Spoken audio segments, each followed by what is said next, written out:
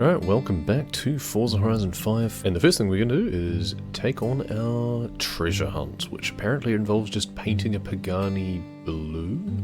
Orange? Just painting in general? Honestly, it's a bit confusing, but I've got a Pagani. It's already kind of custom painted, but I guess we can just give it something else. And it mentioned orange or blue, so, but let's just go nice dark blue, I guess? There we go, treasure challenge complete. Apparently that's all I had to do. Alright, well let's see where it is, I guess.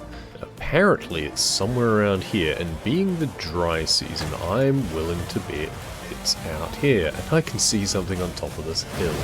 So, that wasn't too difficult, was it? That's an easy 2 points. Crunch, there you go. 100 Forza $1.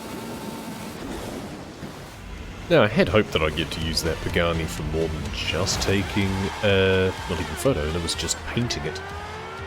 But not to be. Apparently it doesn't qualify as a hypercar, so we can't use it for the seasonal championship. So we're in the trusty Aston Martin. That's a worse view. Let's try and find a view that isn't as nauseating. The bumper view on the car like this is just a little bit too low. This one feels a little bit claustrophobic, but at least I can see a little bit more about what's going on. Unfortunately, we then get the glare on the windscreen. I need to figure out if there's a way in the configurations to turn that off. It's not in just the video settings anymore like it was in 4. Or at least it doesn't seem to be. Maybe I'm missing something. But we should also concentrate on the race. Try and get past this guy. This thing is a bit of a go-kart when it comes to the corners, but only when I'm going a suitable speed. Need to be careful to actually brake where I'm supposed to. Not that I always need to. Ooh, that was a bad shimmy.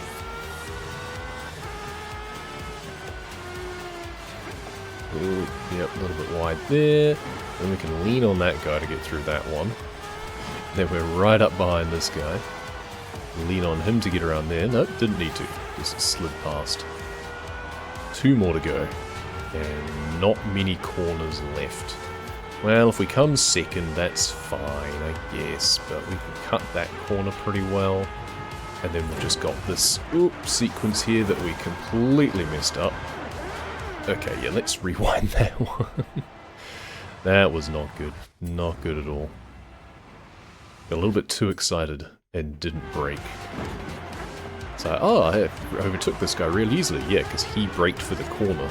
I didn't. But I needed to. That's a bit better. It always feels so messy racing these cars because the margin of error is so tiny.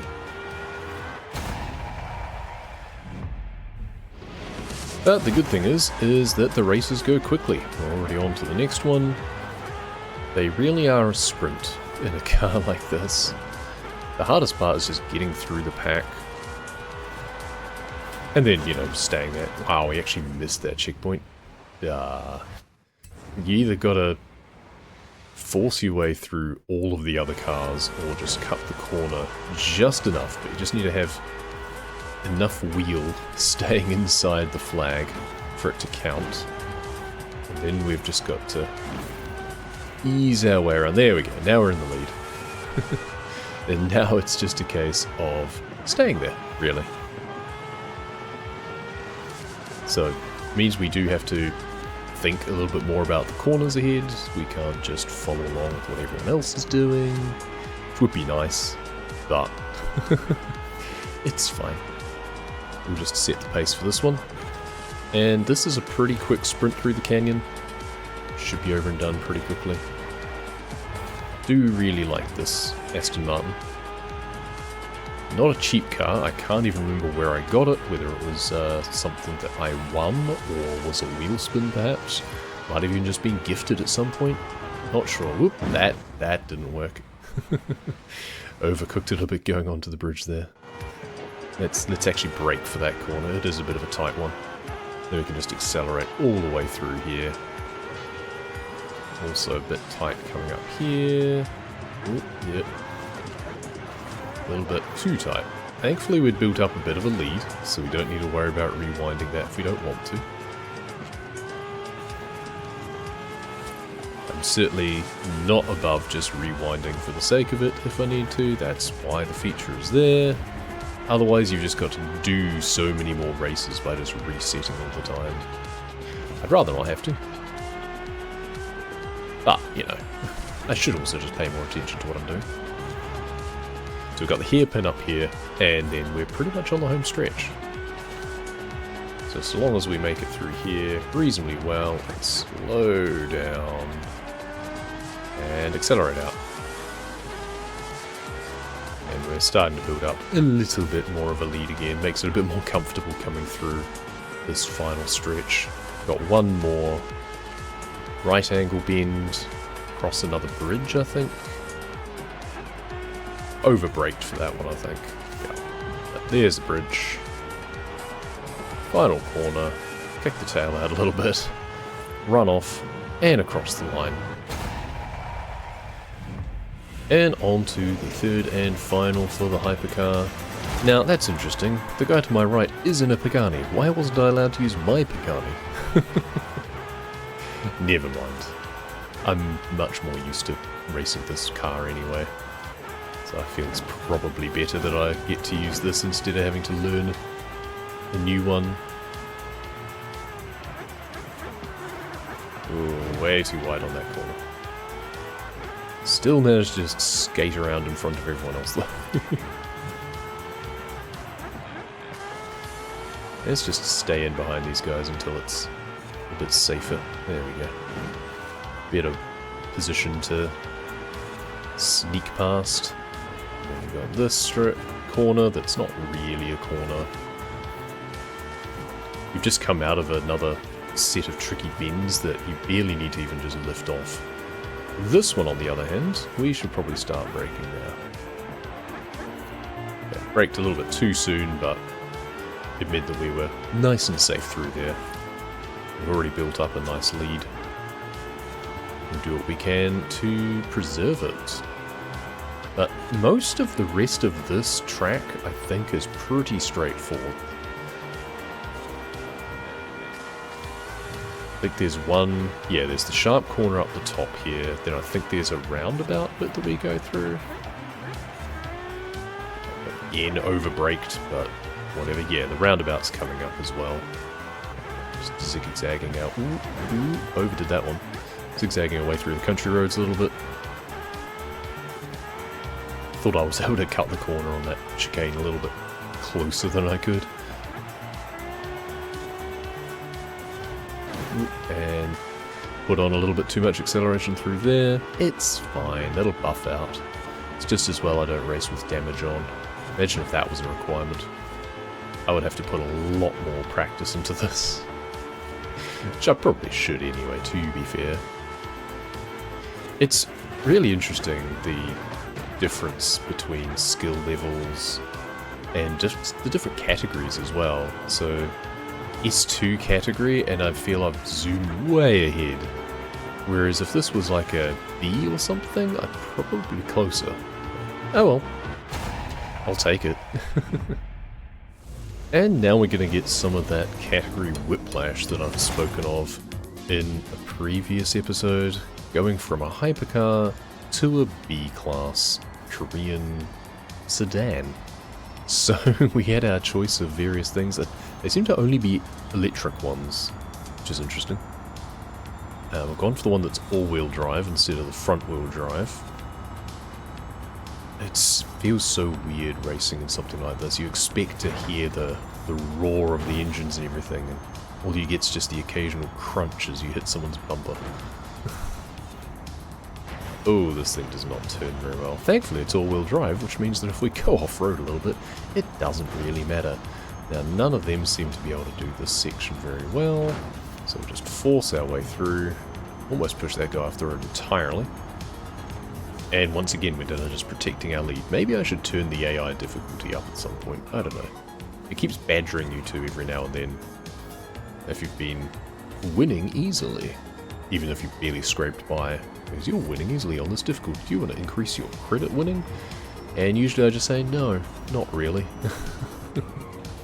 I would much rather win more easily, or at least have a little bit more wiggle room to make mistakes, than really push myself and just have to restart races more frequently. That's not as much fun to me.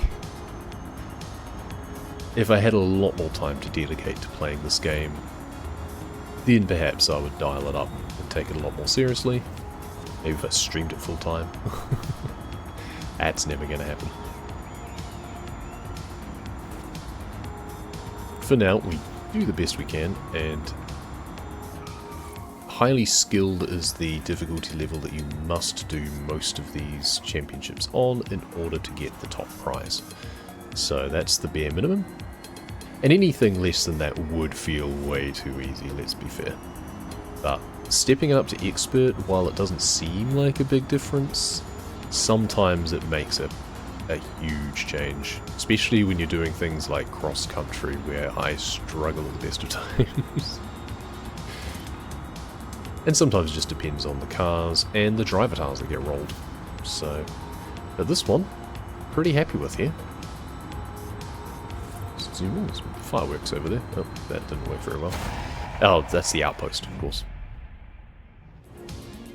I wish in the cockpit view you could just like look slightly left or right instead of it just jumping 90 degrees immediately. Never mind. Now, I wonder, does this qualify as the Dunas Blancas region yet? If so, I have a photo challenge to double dip on. Let's focus on the car. Does that qualify? It's a Korean car, and it's in the dunes. Excellent, good.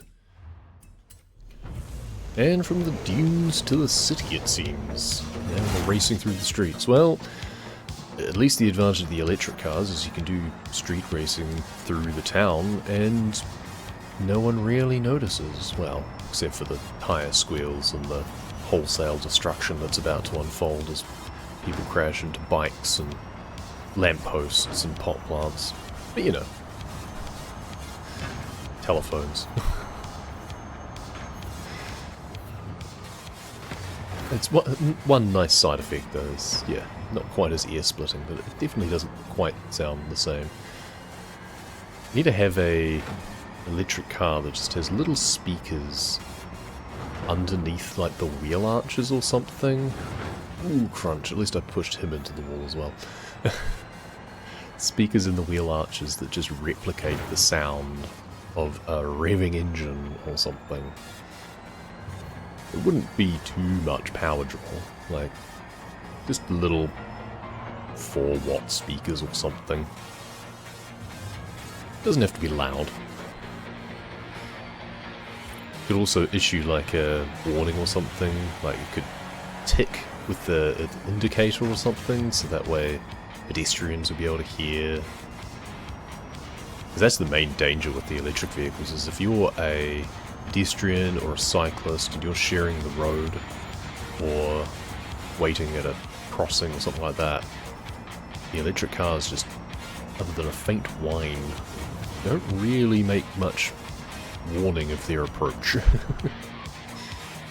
This thing does not corner particularly well. Yeah, make sure I brake really hard.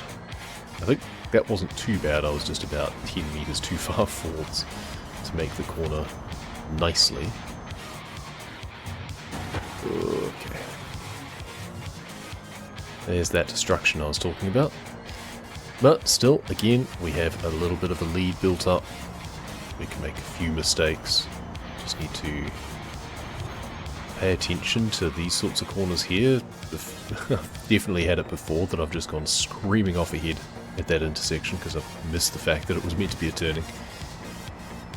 We don't have GPS to tell us what to do in a racing situation. That would be a nice touch, especially on the dirt or cross-country sections, if you actually had a navigator mode like in a rally. That'd be kind of nice. And I could ignore them like I do Geralt in Truck Simulator. And we're back in the canyons, this time for the slightly longer canyon run street race.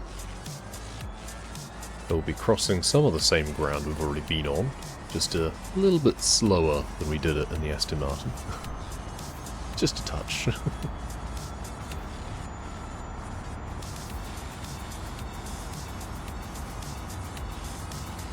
So we whisper our way through. Trying to pay attention, but we have won the last 2 races. Doesn't matter if we place highly in this one.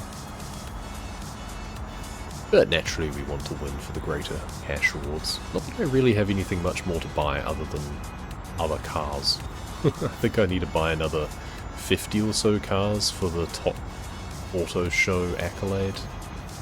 There's accolades for buying a certain number of cars at the auto show, and I think the top one is like 150, or it might even be more. And a lot of my cars just come from Wheelspins. That's the thing in this game. If you're doing any amount of progression, you get a wheelspin per level. A lot of the time you'll just get cash, but many times you will get cars.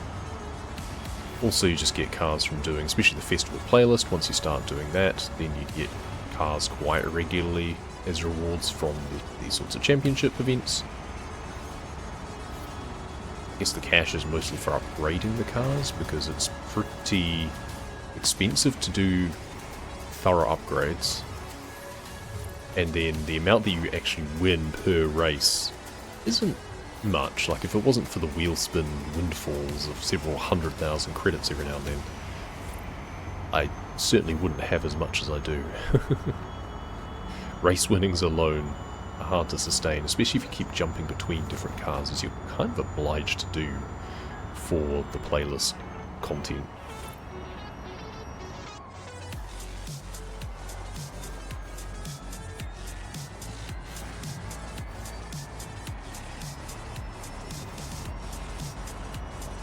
But I've never really found myself that short of money. In the game, at least. It's pretty good at looking after you. But yeah, a lot of the cars will just come naturally. There's some super expensive ones that you might want to get for yourself, though. It's interesting, though, the upgrade costs by the cars are all pretty much the same. I feel that they should really tier the upgrade cost by the category of car as well. Or the rarity, perhaps. Never mind. I don't mind paying only $10,000 for tyres, regardless of whether it's a Pagani or a Hyundai.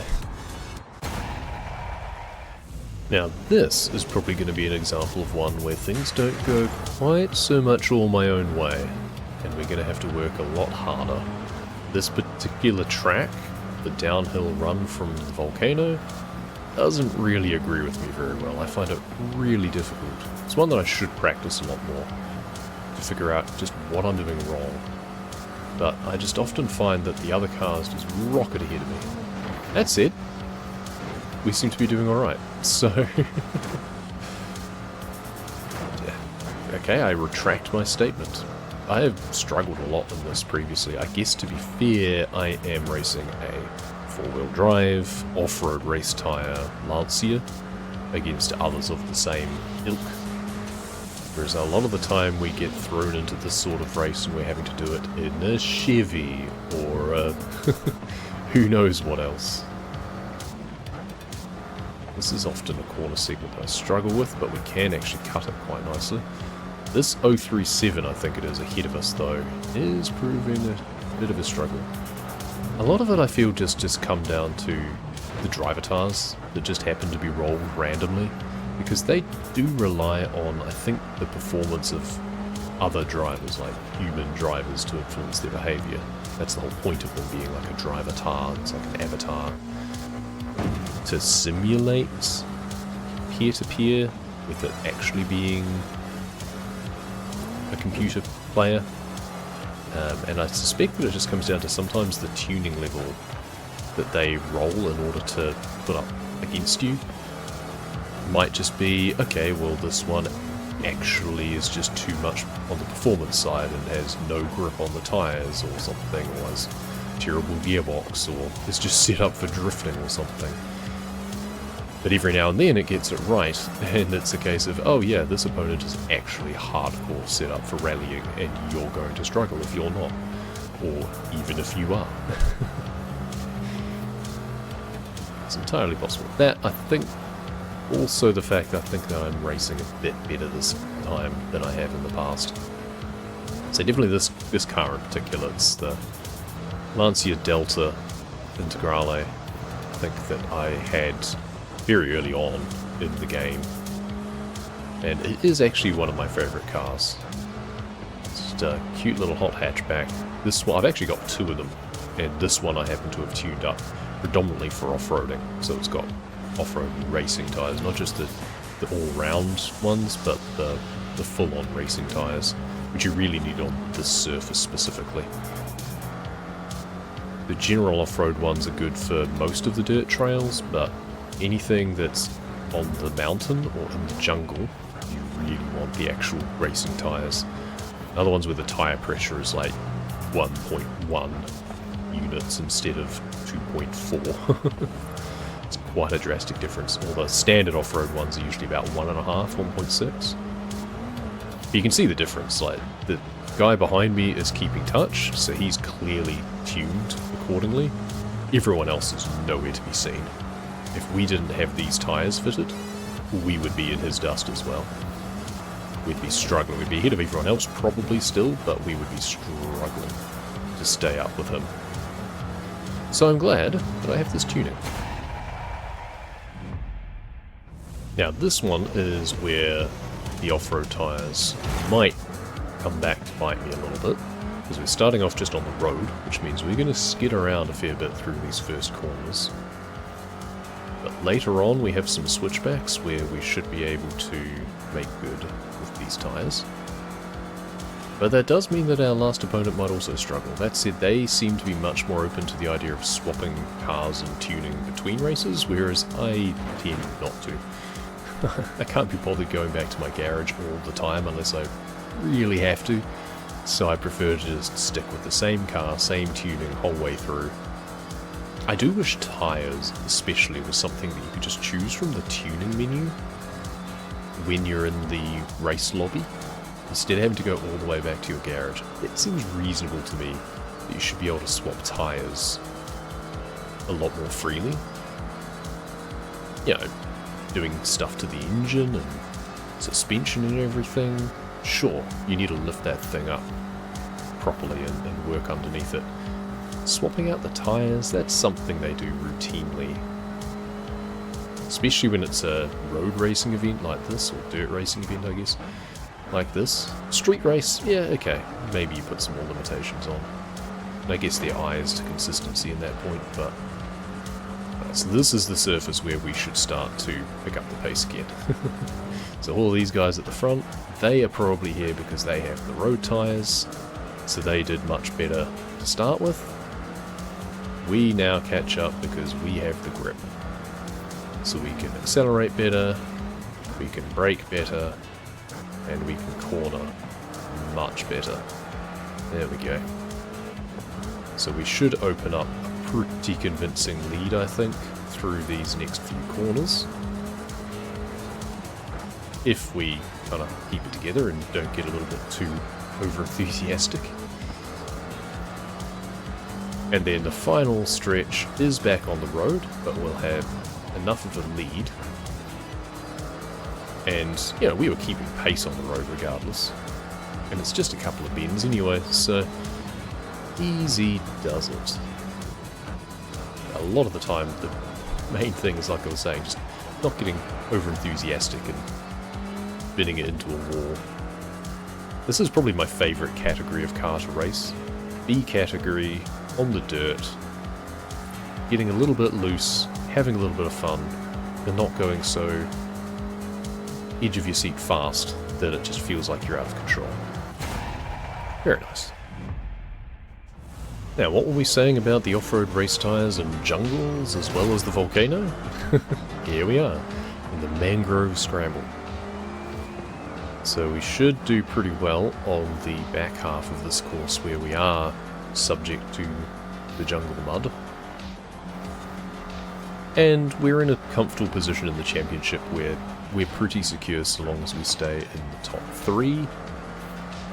Sometimes get away with even 4th depending on how well other people have placed. But we should back ourselves to do much better than that. Again, this car is pretty well suited to these sorts of conditions. And it's this sort of thing where the margin of error is not quite so tight with this category of vehicle in general.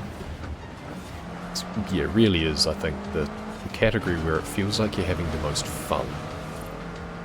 It's exhilarating going super fast in some of the rally monsters or hypercars. But just the humble hot hatch bombing around the back ends of nowhere. It's just a lot more fun to it. It's kicking up all the dust. It is the dry season, so I guess that also helps. A lot of the case that we've struggled in tracks is when we've had big water pits and wet mud. So we've got to climb up at least another position over the next 2 laps if we can. I definitely prefer the sprint or the just point-to-point races. They tend to be quicker. 3 laps almost always takes about 4.5 to 5 minutes, and that makes a big difference across multiple championships when you're trying to get a few of them done. That hypercar championship just went past in a blur because we were just screaming through. It was like 1.5 minutes or something for each sprint race.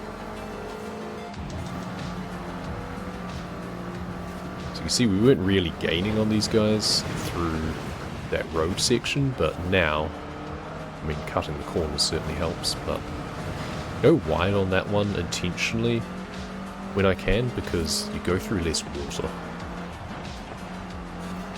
You can just dive in there. Got a show-off skill. That's always fun. You get the show-off skills much more easily in the dirt races. That's where you've got to be drifting while passing someone. They call it a show-off skill. If you do the same thing to NPCs, it's a lucky escape instead. We just barely drifted our back wheel inside the flag on that one. It is interesting how their checkpoint detection works. That you don't even have to get half of the car through. So long as one wheel is through the checkpoint, that seems to be all that matters. Which, you know, makes sense. That's common for a lot of competitions that involve flagged checkpoints, but it's a case of why aren't the computers doing that? So it's nice that they leave that as an option for the human driver to just get a free advantage, really. So once again, they're just barely on our tail. But now we don't have to worry about them being in front of us when we go through these sections, so we can skip through there. Okay, I forgot to brake before the dip, but it didn't matter. We managed to stop soon enough to go through the corner safely anyway, thanks to our tyre choice. Here, once again, just dive around the corner, and our lead is pulling out a little bit longer. I am over braking on some of these corners, I think, there, because I can, and I'd rather play it safe rather than have to rewind. You lose all of your combo bonuses and clean racing accumulation if you hit the rewind button. So it's nice to keep it going. Not that I need the skill points, but still. And across the line. Covered in mud. It's meant to be a green car. And with that, we are done for the season with the Mercedes AMG in our stable now. Exactly 40 points. We might work our way through some of the daily challenges and the arcade mini-games, but we'll do that separately. For now, we'll look forward to the next season. What have we got? We've got a Taycan CT, the number 14 Ford Fiestas. That's one of the special ones that's custom painted and nice. And then own and drive the 2021 Lincoln Co. 03 Plus, which I think I have. And rewards such as a TVR Griffith if we care to do the trial Extreme Road Trip. Yeah, nah, I don't think I will. McLaren 600 LT though, Huracan, and then Audi, Focus, Zenvo. So this is what I was meaning earlier about how a lot of the time you don't need to spend cash on cars, because so long as you can participate in these, and the Event Lab events especially tend to be quite, well, not easy, but the easier ones to do, then getting just a Huracan and a McLaren from just doing a single race of the Event Lab, yeah, get in on that action as soon as you can once you start playing this game. And then when all's said and done, we'll easily have gotten the extra points that we need for our Racer TS top prize for the series. But for now, thank you very much for watching, and we'll see you next time.